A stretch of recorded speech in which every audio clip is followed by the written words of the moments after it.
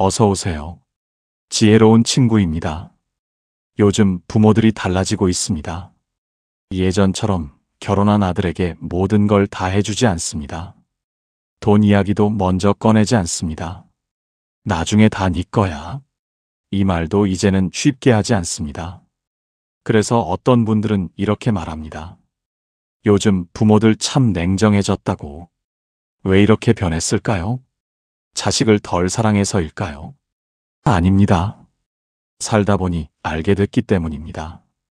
사랑만으로는 노후가 지켜지지 않는다는 걸.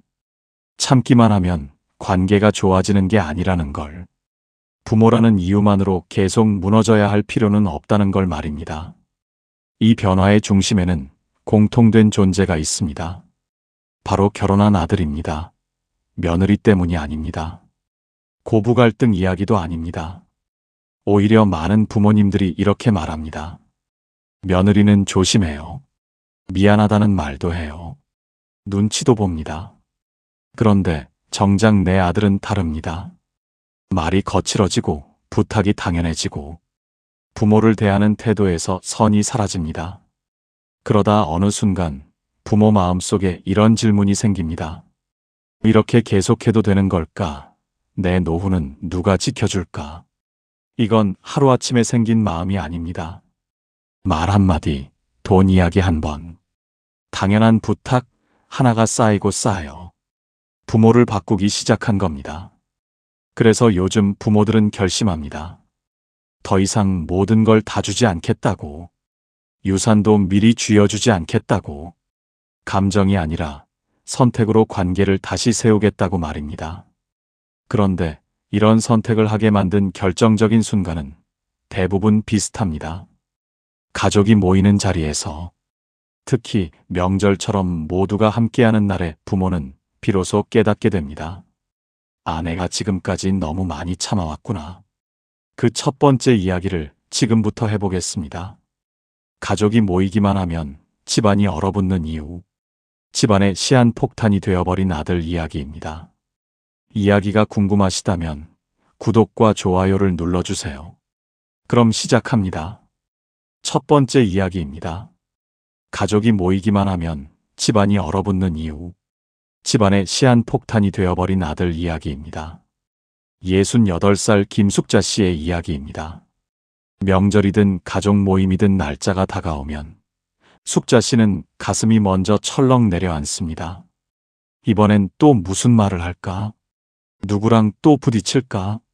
불안이 앞서기 때문입니다. 사실 아들이 처음부터 이런 사람은 아니었습니다. 사회에서는 능력도 인정받고 말도 잘하는 사람이었습니다. 그런데 가족 앞에만 서면 사람이 달라집니다. 말이 거칠어지고 표정이 날카로워집니다.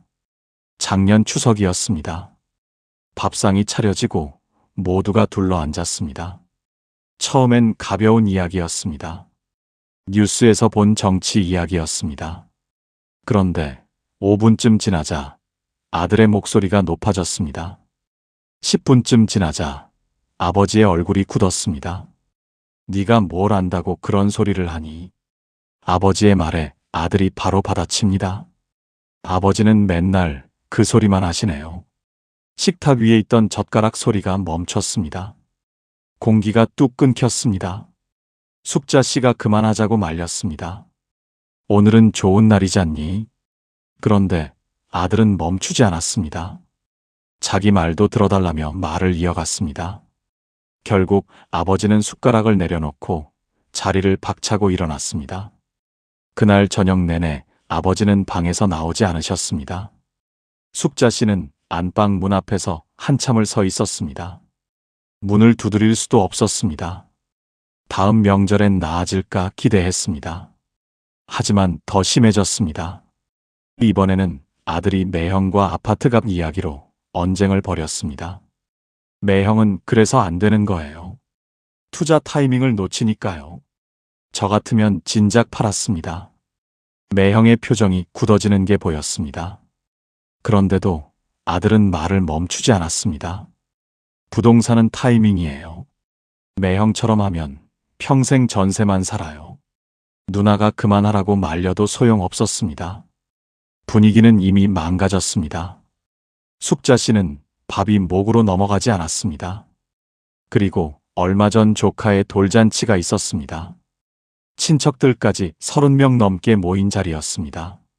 모두가 웃고 떠드는 가운데 아들이 갑자기 말을 뱉었습니다. 누나 요즘 거울 안 봐? 어떻게 돌잔치를 하는데 살을 하나도 안 뺐어? 매형이 창피하겠네. 그 순간 시간이 멈춘 것 같았습니다. 누나는 젓가락을 내려놓았습니다. 매형은 벌떡 일어섰습니다.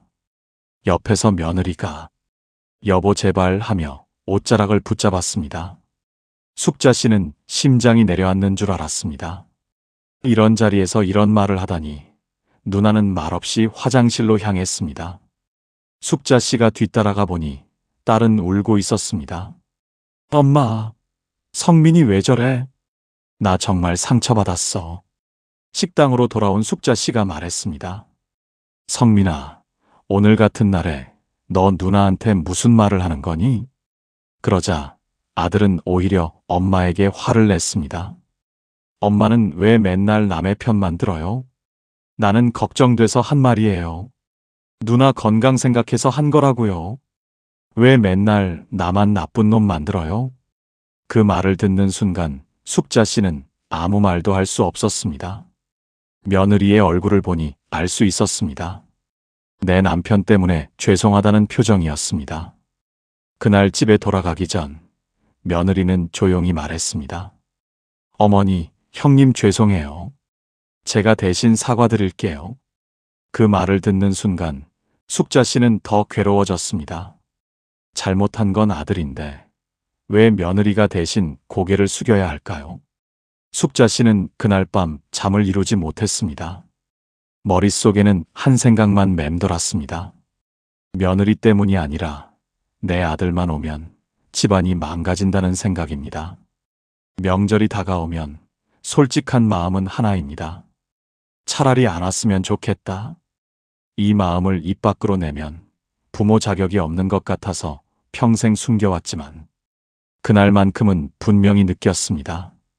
내가 아들을 무서워하고 있구나. 가족이 모이면 웃음보다 긴장이 먼저 오는 집. 말 한마디에 모두가 숨을 죽이는 집. 이런 집이 되어버렸다는 사실이 숙자 씨를 가장 아프게 했습니다. 이 첫 번째 이야기를 들으며 이런 생각 드셨을지도 모릅니다. 우리 집도 비슷하다. 아들만 오면 분위기가 달라진다.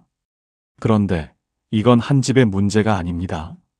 두 번째 이야기입니다. 이번에는 말이 아니라 돈 이야기입니다. 부모를 현금인 줄기로 여기게 된 아들 이야기입니다. 62살 박희수 씨의 사연입니다. 명절 아침 아들네 가족이 집에 들어왔습니다. 아버지, 어머니 잘 지내셨어요? 처음엔 반가웠습니다. 1년에 몇 번밖에 못 보는 아들이니까요. 점심을 먹고 차를 마시고 이런저런 이야기를 나눴습니다. 회사는 어떤지, 아이들 학교는 어떤지, 분위기는 나쁘지 않았습니다. 희수 씨도 속으로 생각했습니다. 이번엔 무사히 지나가겠구나. 그런데 저녁이 가까워질수록 아들의 태도가 달라졌습니다. 말을 하려다 말고 고개를 숙였다가 다시 입을 열려다 멈추고 희수 씨는 눈치챘습니다. 또 그 이야기겠구나. 얼마 전 전화통화에서 실수로 흘린 말이 떠올랐습니다. 10년 넘게 부부가 모아온 적금을 탔다는 이야기였습니다. 큰 돈은 아니지만 노후를 위해 아끼고 아껴 모은 돈이었습니다. 아들이 조심스럽게 입을 열었습니다. 아버지, 얼마 전에 적금 탔다고 하셨죠? 그 말 한마디에 희수 씨의 속이 철렁 내려앉았습니다. 아들이 말을 이어갔습니다. 요즘 제가 너무 힘들어요. 애들 학원비에 대출 이자까지. 매달 300은 그냥 나가요. 아버지, 어머니는 연금도 나오시니까 그래도 괜찮으시잖아요. 며느리가 옆에서 여보 그만해 하며 말렸습니다. 시부모님 표정을 살폈습니다. 그런데 아들은 멈추지 않았습니다. 형은 작년에 300만 원 받았잖아요. 저는 200만 원만 주세요. 어차피 나중에 다 제 거잖아요. 그 말을 듣는 순간 희수 씨는 머리가 멍해졌습니다. 어차피 나중에 다 제 거라니, 평생 허리 아파가며 일해 모은 돈이 아들에게는 이미 자기 돈이었던 걸까? 희수 씨는 조심스럽게 말했습니다. 우리도 노후 준비해야지. 병원비도 들어가고. 그러자 아들의 얼굴이 굳었습니다. 역시 저는 안 되는 거네요. 형은 챙겨주시면서 저는 맨날 뒷전이죠. 분위기가 싸늘해졌습니다. 며느리가 다시 말렸습니다. 여보, 부모님도 힘드시잖아. 그런데도 아들은 입을 꾹 다물고 토라진 표정으로 앉아 있었습니다. 밥을 먹으면서도 말이 없었고 TV를 보면서도 한숨만 쉬었습니다. 그 모습에 희수 씨의 마음은 점점 약해졌습니다. 결국 희수 씨는 통장을 열었습니다. 아들이 가면서 말했습니다. 고맙습니다. 그런데 그 얼굴에는 미안함보다 당연함이 더 많아 보였습니다. 명절이 끝나고 집이 조용해졌습니다. 통장 잔고는 줄어 있었습니다. 그리고 아들은 다시 연락이 뜸해졌습니다. 생일에도 어버이날에도 연락이 없었습니다. 그러다 명절이 다가오면 다시 연락이 옵니다. 아버지, 어머니 잘 지내셨어요? 그럴 때마다 희수 씨는 이런 생각이 듭니다. 내가 아들일까? 아니면 현금 인출기일까? 도와줄 때마다 마음은 무너지고 거절하면 죄인이 되는 이 관계 속에서 희수 씨는 점점 말수가 줄어들었습니다. 돈을 주고 나면 왜인지 더 초라해졌습니다. 고맙다는 말 한마디를 기대했다가 실망하는 자신이 싫어졌습니다. 이 두 번째 이야기를 들으시면서 이런 생각 드셨을지도 모릅니다. 우리 집도 그렇다. 돈 이야기가 나오면 마음이 먼저 무너진다. 그런데 아직 끝이 아닙니다. 어떤 부모들은 말로 상처받고 어떤 부모들은 돈으로 무너지지만 또 어떤 부모들은 몸이 달아 없어질 때까지 쓰입니다. 세 번째 이야기는 부모를 부모가 아닌 육아 도우미로 여기는 아들 이야기입니다. 65살 최옥자 씨의 사연입니다. 명절 저녁 7시 아들 부부가 아이들 옷을 챙겨 입히더니 말합니다. 엄마, 저희 영화 좀 보고 올게요. 오랜만에 데이트 좀 하게요. 손주들은 이미 리모컨을 쥐고 TV 앞에 앉아 있었고 옥자 씨는 하루 종일 명절 음식 준비로 허리도 제대로 펴지 못한 상태였습니다. 아직 애들도 안 잤는데 옥자 씨는 말하려다 말았습니다. 오랜만에 데이트라는데 말리기도 애매했습니다. 아들은 덧붙였습니다. 애들은 9시쯤 재우면 돼요. 우린 11시쯤 올게요. 이건 부탁이 아니었습니다. 통보였습니다. 옥자 씨가 엄마도 좀 피곤한데 하려는 순간 이미 현관문은 닫혔습니다. 엄마 고마워요. 그 말만 남기고 사라졌습니다. 사실 옥자 씨는 허리 디스크가 있습니다. 오래 서 있으면 통증이 올라옵니다. 그래서 명절 전날부터 복대를 두르고 음식을 했습니다. 그런데 그 사실을 아들은 알고도 모르는 척합니다. 손주들은 예쁘지만 이틀 내내 돌보는 건 쉬운 일이 아닙니다. 밤 9시가 넘어도 아이들은 잠들지 않았습니다. 할머니 배고파요. 할머니 목말라요. 할머니 화장실요. 10시가 넘어서야 겨우 잠들었습니다. 옥자 씨는 그대로 소파에 주저앉았습니다. 다음 날 아침 10시 아들 부부는 아직 자고 있었습니다. 손주들은 배가 고프다고 울었고 옥자 씨는 새벽부터 다시 주방에 섰습니다. 전날 영화 보고 술까지 마신 아들 부부는 코를 골며 자고 있었습니다. 11시쯤 아들이 일어나더니 머리를 극적이며 말합니다. 엄마 배고픈데 뭐 없어요? 어제 술 좀 마셨더니 더 고프네. 그 말 속에는 고맙다는 말도 미안하다는 말도 없었습니다. 며느리가 황급히 일어나 제가 할게요. 어머니 좀 쉬세요 라고 말했습니다. 그때 아들이 말합니다. 엄마가 하는 게 더 맛있어. 엄마 된장찌개 좀 끓여줘요. 그리고는 소파에 앉아 리모컨을 잡고 TV를 켭니다. 며느리가 여보 내가 할게라고 말해도 괜찮아 엄마가 해줄 거야 라고 합니다. 명절 사흘 내내 일했습니다. 청소도 설거지도 아이 돌봄도 옥자씨 몫이었습니다. 아들은 대부분 소파에 누워 있었습니다. 집에 돌아가는 날 아들이 한 말이 아직도 귀에 남아 있습니다. 엄마 다음 주에 애들 좀 봐줄 수 있어요? 우리 결혼 기념일이거든요. 그 말을 듣는 순간 옥자 씨는 아무 대답도 할 수 없었습니다. 화가 나서도 아니고 서러워서도 아니고 그냥 너무 지쳐서 말할 힘이 없었습니다. 지금까지 세 가지 이야기를 들으셨는데요. 어떠셨나요? 말로 집안을 망가뜨리는 아들, 돈으로 부모를 무너뜨리는 아들, 몸이 닳도록 쓰는 아들. 혹시 이런 생각 드셨나요? 나만 이런가? 내가 예민한 건가? 내가 잘못 키운 건가? 아닙니다. 많은 부모님들이 같은 질문을 하고 계십니다. 그리고 여기서 한 가지 공통점이 보입니다. 며느리는 대부분 조심합니다. 말립니다. 대신 사과합니다. 그런데 정작 내 아들은 부모를 당연하게 여깁니다. 그래서 부모들은 조용히 깨닫게 됩니다. 이 관계를 예전 방식 그대로 두면 결국 무너지는 건 나 자신이라는 거요. 그 깨달음 끝에서 요즘 부모들은 선택을 하기 시작합니다. 더 이상 모든 걸 다 주지 않겠다고. 그래서 이제부터는 왜 부모들이 유산을 미리 주지 않기 시작했는지, 왜 선을 긋기 시작했는지 그 이유를 이야기해 보려 합니다. 왜 부모들은 유산을 미리 주지 않기로 결심했을까요? 왜 예전처럼 다 해주지 않게 됐을까요? 이건 냉정해져서가 아닙니다. 계산적으로 변해서도 아닙니다. 살아보니 알게 됐기 때문입니다. 부모들이 공통으로 깨닫게 된 순간이 있습니다. 바로 돈을 주는 순간 말할 자격이 줄어든다는 사실입니다. 처음엔 이렇게 시작합니다. 딱 한 번만 도와주자. 이번만 넘기면 괜찮아. 그런데 한 번 준 도움은 곧 기준이 됩니다. 그 다음부터는 부탁이 아니라 기대가 됩니다. 감사가 아니라 권리가 됩니다. 돈을 주고 나면 부모는 말하기가 어려워집니다. 이건 힘들다. 이건 부담된다. 이 말이 입안에서 맴돌다가 결국 삼켜집니다.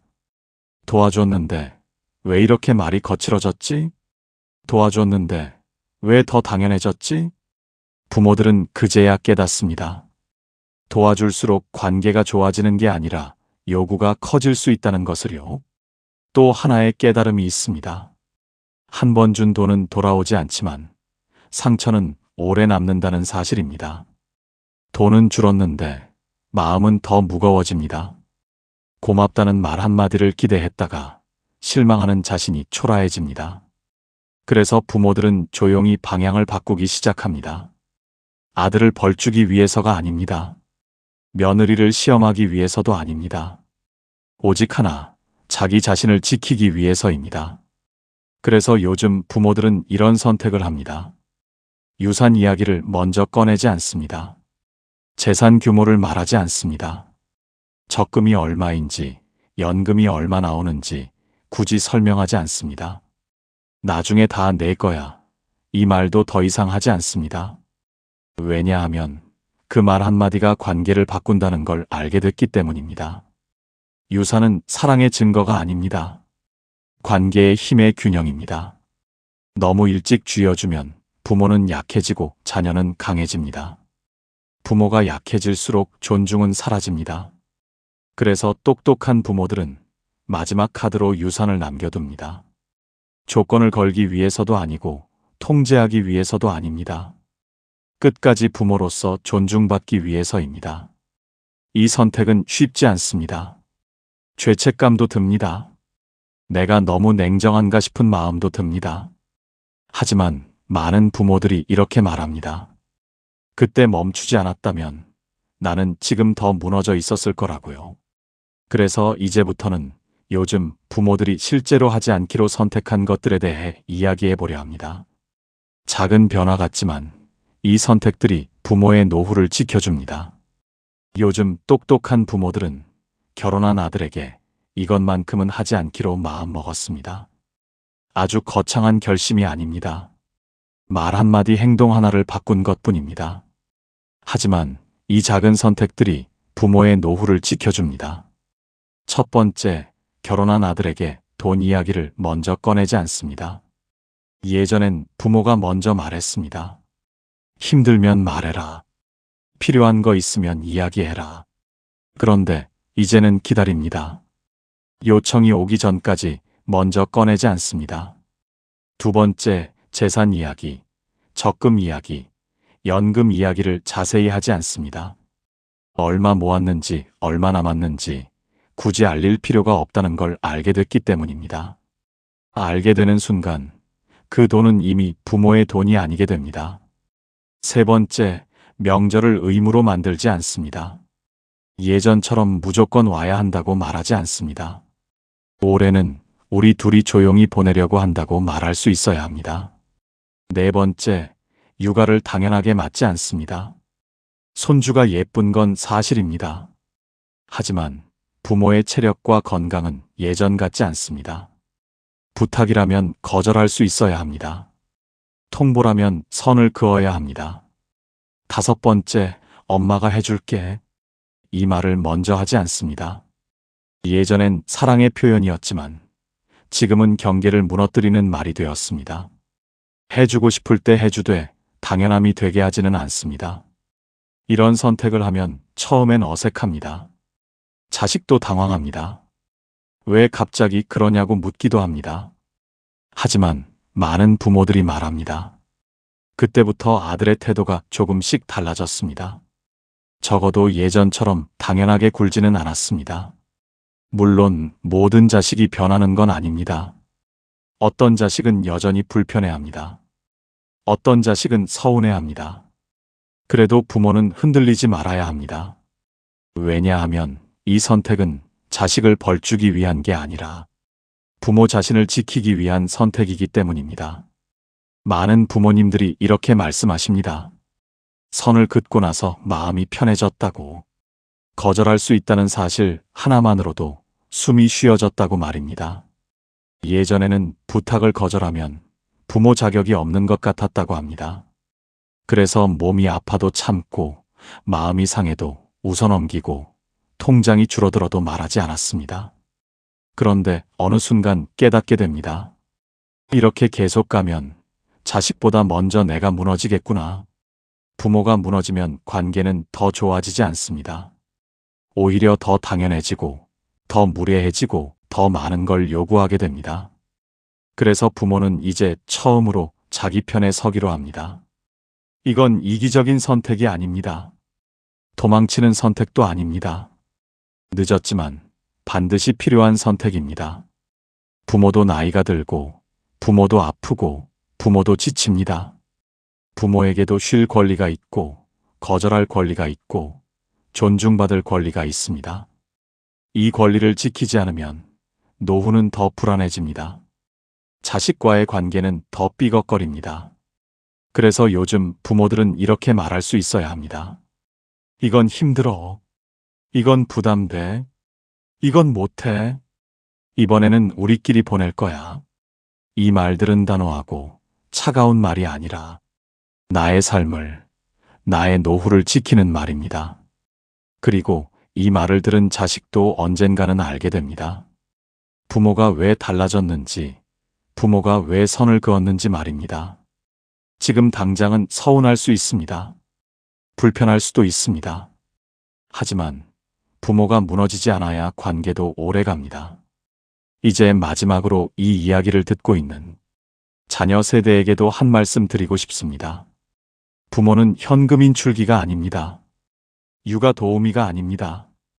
감정을 받아주는 사람으로만 존재하는 것도 아닙니다. 엄마, 뭐 도와드릴까요? 이 말 한마디가 부모에게는 큰 위로가 됩니다. 고맙습니다. 죄송합니다. 이 두 마디는 부모에게도 꼭 필요합니다. 이제 마무리하겠습니다. 요즘 똑똑한 부모들은 결혼한 아들에게 유산을 미리 주지 않습니다. 아들을 미워해서가 아닙니다. 냉정해져서도 아닙니다. 자기 노후와 자기 인생을 지키기 위한 선택입니다. 부모도 한 사람의 인간입니다. 쉴 권리, 거절할 권리, 존중받을 권리 모두 당신의 것입니다. 오늘 이야기를 들으며 이게 바로 내 이야기라고 느끼셨다면 여러분은 혼자가 아닙니다. 지혜로운 친구는 그런 부모님들의 편에 서 있습니다. 댓글로 마음을 나눠주셔도 좋고요. 이 이야기가 필요할 것 같은 분께 공유해 주셔도 좋습니다. 오늘도 지혜로운 친구와 함께 해주셔서 고맙습니다.